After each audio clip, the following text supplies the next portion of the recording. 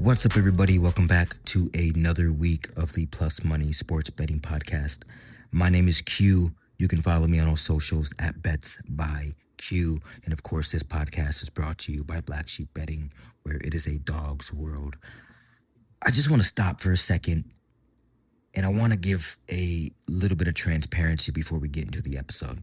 All right. This podcast is very dear to me. It's something that I started 3 years ago. And look, like, it's a free podcast. I don't get paid to do this. All right. But I mention this because I know that the podcast has been a little inconsistent lately as far as scheduling. Okay. Honestly, that's not really like me. But a big part of that is these last few weeks, I've been working behind the scenes on a sponsorship opportunity that I genuinely think is going to benefit all of the listeners. Okay, so a lot of my focus has gone into putting that together the right way, crossing my T's, dotting my I's, so on and so forth. And on top of that, dude, like, I got a toddler. Life's just been lifing a bit lately, okay? But I do want to say, even though the public pod schedule has been shaky, I haven't disappeared. I'm still active on the socials. I'm active in the VIP. I'm active in the Discords, okay? Talking with y'all every single day. So I appreciate those that listen. Appreciate everybody being patient with me while I get everything lined up, because we're going to crush this back half of the year. We're getting back into rhythm now. I'm excited for what's coming. Look, like, the podcast is something that's going to continue, all right? It is a priority of mine. It's something that I value. It's like my baby, okay? So before we get into the card today, I want you to check out those links in the description, all right? Because if you missed the podcast, or if I missed the podcast, there are other ways in which you can get the plays that I am on. One of those is obviously the VIP. The VIP gets every single play that I am on. All right. There are a few different packages. So check that out. Just look, there's some free trials if you want to do that. I promote the healthy side of gambling. Okay. In my VIP, it's not a place where you're going to, hit the lottery overnight. It's not a place for parlays or 10K challenges. It is a place where value trumps volume, okay? We want value. We don't want 7 plays just to hit 3 or 4 of them and wash our money out. How frustrating is that? So the VIP takes a completely different approach than what I see a lot of other handicappers do. I've been in this game for a very, very, very long time, and I have learned how to use discipline to my advantage, and have learned how to maximize my profits by value hunting, regardless of the sport. Okay, so if that sounds interesting to you, check out the VIP. The link is in the description. If not, come join the Discord. It's absolutely free. It's hosted by my friend Will from the Double Fault Tennis Podcast. And I mean, like, it's just a place where we talk sports 24/7, 365, every hour of every single day. I mean, we are in Roland Garros qualifiers right now. I am a tennis junkie. You will mostly find me in the tennis channel, in the Discord. But I mean, we got something for everybody. There are chats and channels dedicated to particular sports, from golf to MMA and everything in between. Table tennis, track and field, lacrosse, whatever it is that you want to bet on, or that you find, an angle in. There's a place for you in the Discord, all right? That's also the place where, like, you are going to find some of the 10K challenges. You're going to find, some really cool parlays that are worth, pizza money or a little bit more, right? But check it out. It's absolutely free.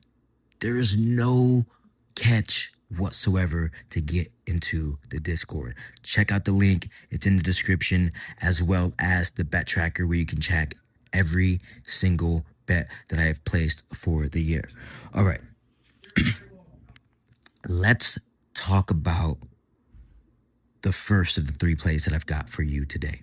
Okay, the first play, we are going to back the Washington Nationals on the money line plus 130 against the New York Mets. Okay, a lot of people are going to look at Christian Scott's ERA and assume that the Mets have the clear pitching edge. But you got to dig a little bit deeper, and that's what I do. There are some warning signs here with Scott, okay? Sitting with a respectable ERA in the mid threes, but the command has been very, very shaky for him, okay?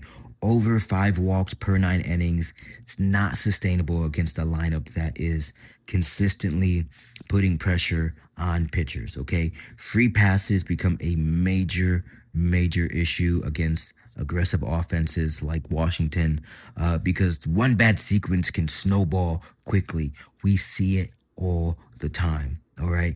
On the other side, you've got Jake Irvin on the mound for the Nationals. His ERA on the surface looks very ugly, but the advanced numbers tell us a much different story, okay? His fielding independent is over a run lower than his ERA. That basically just means that there's some negative variance here and ultimately just some bad luck, all right? Missed balls, errors, just unfortunate things that, happen, okay? The strikeout jump, I think, also stands up for me because he's missing bats at the best rate of his career right now, and that matters against a New York Mets offense that honestly has been one of the weakest lineups in baseball through the opening stretch of the season. And as somebody who has a lot of friends who are Mets fans, I mean, normally this is like their glory time until they get to the playoffs. Like the regular season, the first 3-4 months of baseball is never usually an issue for the Mets. But I mean, they're near the bottom of the league in runs per game. They've struggled to create consistent traffic on the bases. And then just polar opposites in Washington. Their offense quietly been one of the better stories in baseball this year. They're putting pressure on teams with contact, speed, timely hitting. And they've especially been good at cashing in when they have runners in scoring position. I mean, that's probably the most important stat that you can look at when you're looking at offenses, like how well are they doing when they have runners on second and third base, all right? But another angle that I like here is if this game gets to the bullpen early because of Scott's command issues, I mean, I trust Washington's offense irrevocably. I mean, they are in an offensive rhythm right now that I don't think New York is going to be able to respond late. I mean, you saw the dramatic fashion in how New York won yesterday in the Subway Series against the against the Yankees. But at plus money, I just think that this is a value side that's clearly on the Nationals who, historically, they haven't been a great team these last 5, 6, 7 years. All right. So the Mets, they have a bigger fan base than the Nationals. You're going to see a lot of people just kind of looking at this slate and saying, oh, well, the Mets just won yesterday. They came back. I'm going to lay the small juice with the Mets. I think it's a trap. I'm going to take the Nationals on the money line for 1 unit at plus 125. I'll see you at the counter. All right. Second play. I'm back in the San Diego Padres on the money line. Same price, plus 130 against the Los Angeles Dodgers. This one is simple. I think Michael King is pitching like a legitimate frontline starter right now. The ERA is strong, but more importantly, the profile is extremely flawless. Not a lot of hard contact.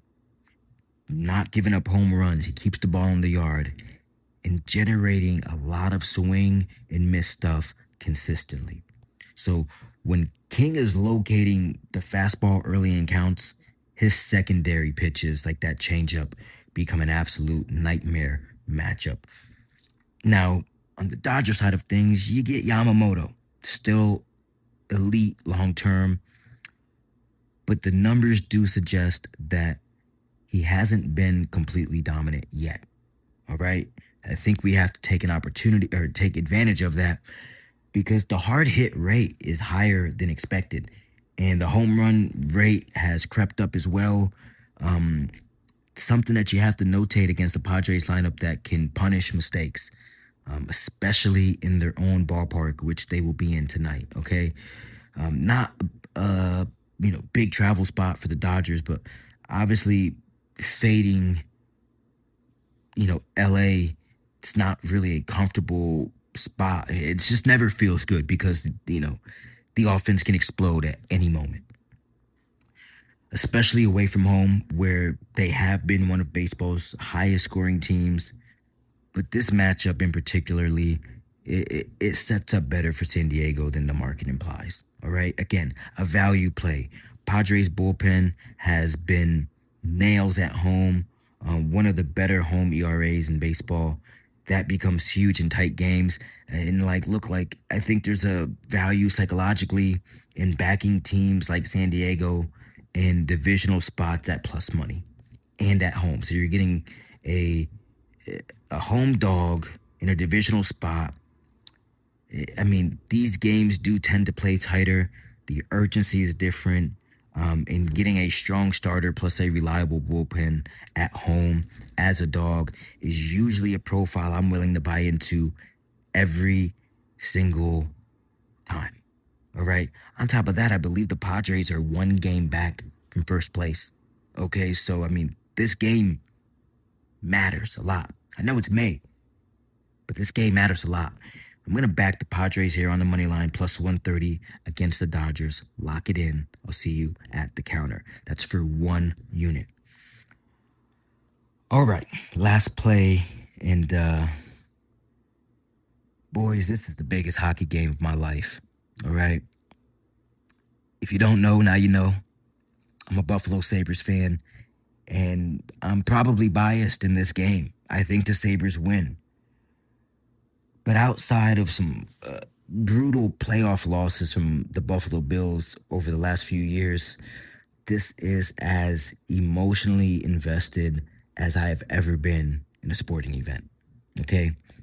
It's been 29 years since the Sabres have won a Game 7. 29 years. 10,000 days. And then some. That's generations of heartbreak, rebuilds, missed playoffs, goals that were no goals, false hope, goalie roulette, and maybe next year. Not to mention a handful of number 1 picks that didn't go anywhere. And now we finally get a Game 7 back in Buffalo with the chance to change the narrative. And honestly, I think this game flies over the total of 5.5 goals at plus money. I would love to play the Sabres here, but it wouldn't be doing any kind of service to the listeners because I don't know if I can see this game on a side clearly. Okay? I think this game goes over the total. It's plus money. It's plus 130. Everybody loves, and people are going to say, why is it plus money when these games have soared over the total pretty much every single game? Well, everybody is going to talk about Game 7 unders because of the pressure and the tight checking. But this series just hasn't played that way. I don't think that it's going to change. These are 2 very young teams.